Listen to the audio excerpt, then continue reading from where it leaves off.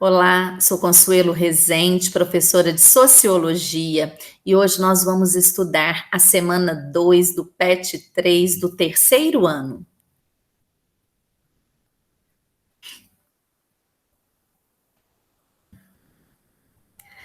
Iniciamos os nossos estudos. Que a fé nunca nos falte e o amor sempre nos encontre. Hoje nós vamos falar sobre a cidade e seus conflitos. Desde a época da Revolução Industrial, os conflitos de interesses existentes nas cidades estavam diretamente relacionados com a industrialização capitalista. De um lado, estavam os capitalistas, donos das fábricas, muitas vezes associados e com grande influência com as prefeituras, as decisões políticas sobre a cidade. E de outro lado, estavam os sindicatos dos trabalhadores, dos mais diversos setores. Até os dias de hoje, a oposição entre os interesses das classes dominantes e o restante da população é a origem de grande parte dos conflitos no espaço urbano. É por isso que, para se entender a cidade, nós precisamos conhecer as relações sociais que nelas acontecem. As relações conflituosas entre a população, os grandes proprietários e o poder público afetam diretamente a vida dos habitantes urbanos. Os conceitos marxistas de valor de troca e de valor de uso nos ajudam a entender a natureza dos conflitos de interesse entre as elites empresariais e os interesses dos moradores da cidade, que na grande maioria são os trabalhadores. Para quem vive na cidade, o seu valor está na forma como ela beneficia a vida das pessoas. Moradia, lazer, escolas, postos de saúde, hospitais, saneamento básico, transporte público, tem valor de uso. Para as classes dominantes, proprietários dos meios de produção de riqueza, os bancos, as indústrias, os grandes proprietários de grandes terrenos, grandes redes de lojas, grandes empreiteiras, grandes redes imobiliárias, a cidade não é apenas o lugar onde as mercadorias são produzidas e consumidas.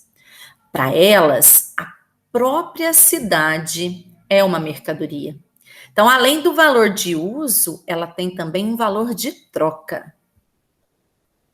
Nas sociedades capitalistas, existe uma forte tendência do Estado beneficiar, através de projetos de leis, de benefícios fiscais, as elites.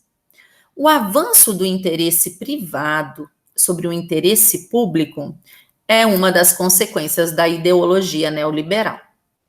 Sob essa ideologia, muito do que se considera direitos como saúde, educação, saneamento básico, transporte público ou aposentadoria podem e devem se tornar negócios privados que geram lucros. A privatização é quando uma empresa pública é privatizada, ela deixa de pertencer à sociedade e aos cidadãos, e passa para mãos particulares. Com isso, podemos considerar que existem duas tendências contrapostas na gestão das cidades. Tem uma tendência mais econômica, que entende a cidade como um negócio, e outra mais política, que defende a participação mais ampla da população. A especulação imobiliária é uma das práticas mais características da sociedade capitalista. As pessoas proprietárias dos grandes negócios estão sempre especulando, procurando formas de fazer render o dinheiro que elas já têm. Então, elas tentam fazer o dinheiro render, investindo em negócios que gerem mais dinheiro ainda.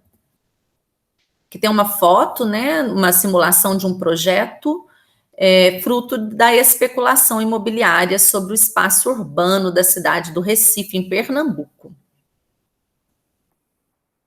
No caso da especulação imobiliária, os proprietários das grandes construtoras do ramo de venda de imóveis, eles passam a buscar nas cidades regiões para investir e lucrar. Acontece que as pessoas mais pobres, que já viviam em certos locais que são explorados, elas não conseguem se manter ali com os novos custos de vida, né? Depois dos investimentos que são feitos naqueles locais, que são, na maioria das vezes, as pessoas são, na maioria das vezes, obrigadas a mudar para outras regiões da cidade. E a esse fenômeno de limpar, revitalizar, melhorar certas áreas da cidade, dá-se o nome de gentrificação. Na visão política, a gestão urbana deve promover a democratização da cidade e a resolução de interesses através da participação popular nas decisões relativas ao espaço público. Então, mecanismos de democracia representativa, né, como conselhos municipais, comitês de mobilização social, a Câmara Municipal, né, através dos vereadores, e também através da democracia direta, plebiscitos, consultas, audiências públicas, que tem a participação popular, essas atitudes ajudam a reduzir a segregação urbana, né? Essa separação que tem dentro das cidades, das populações mais e menos privilegiadas. Outra alternativa para aumentar a participação popular seria o orçamento participativo, porque através dele a população passa a ter o poder de decisão sobre como serão utilizados os recursos públicos daquela cidade. As pessoas participam do orçamento municipal.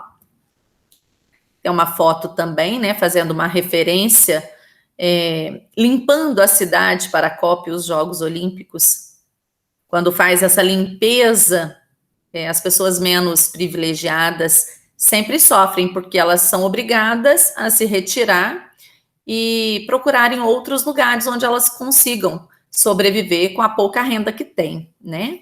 Nessa semana, as atividades são as seguintes. Número 1, questão do Enem. O conceito de função social da cidade incorpora a organização do espaço físico como fruto da regulação social. Isto é, a cidade deve contemplar todos os seus moradores, e não somente aqueles que estão no mercado formal da produção capitalista da cidade. A tradição dos códigos de edificação, uso e ocupação do solo no Brasil sempre partiram do pressuposto de que a cidade não tem divisões entre os incluídos e os excluídos socialmente. Uma política governamental que contribui para viabilizar a função social da cidade nos moldes indicados no texto só marcar a alternativa correta. Número 2, questão do Enem. O mercado tende a gerir e regulamentar todas as atividades humanas. Até pouco, certos campos, cultura, esporte, religião, ficavam fora do seu alcance. Agora são absorvidos pela esfera do mercado. Os governos confiam cada vez mais nele. Abandono dos setores de Estado, privatizações. No texto é apresentada uma lógica que constitui uma característica central do seguinte sistema socioeconômico. Tá facinho, né? Só marcar a alternativa correta. Número 3. A Copa do Mundo de 2014 e os Jogos Olímpicos de 2016, que aconteceram no Brasil, deram início a uma série de projetos de revitalização direcionados a determinadas zonas urbanas, em cidades como Rio de Janeiro, São Paulo, Porto Alegre, Belo Horizonte, Manaus. Um dos possíveis efeitos disto diz respeito ao enobrecimento dessas zonas, por meio da especulação imobiliária, que ocasionará, em muitos casos, a valorização de terrenos, casas e apartamentos. Consequentemente, poderá haver uma transformação, pautada em condições econômicas, no perfil das pessoas que passarão a viver e a consumir serviços em tais áreas. Qual alternativa apresenta o nome desse processo? Só marcar a alternativa correta. E assim nós finalizamos, então, o estudo da semana 2 do PET 3, do terceiro ano.